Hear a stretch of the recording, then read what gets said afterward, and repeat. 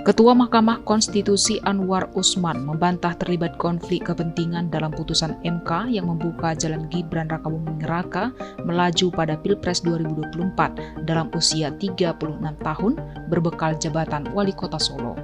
Menjawab pertanyaan tentang Mahkamah Keluarga yang viral di media sosial, Anwar menegaskan bahwa selama 38 tahun karirnya sebagai hakim, ia selalu memegang teguh amanah dalam konstitusi, undang-undang dasar, dan amanah dalam Al-Quran.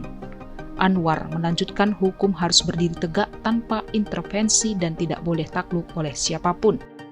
Hal inilah juga yang dipegangnya, sebab secara normatif, MK tidak dalam posisi mengadili seseorang sebagaimana perkara pada pengadilan pidana atau perdata, melainkan mengadili norma.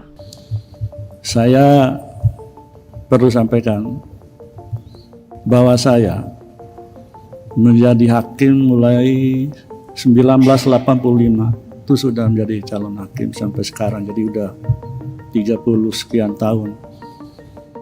Ya alhamdulillah.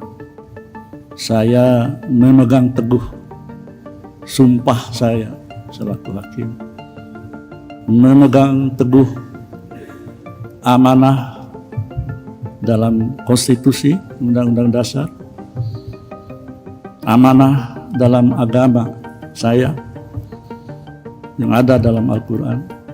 Sebelumnya, 8 hakim MK telah memproses sejumlah gugatan uji materi mengenai syarat batas usia calon presiden dan calon wakil presiden. Atas putusan itu, para hakim MK tersebut dilaporkan atas dugaan pelanggaran kode etik.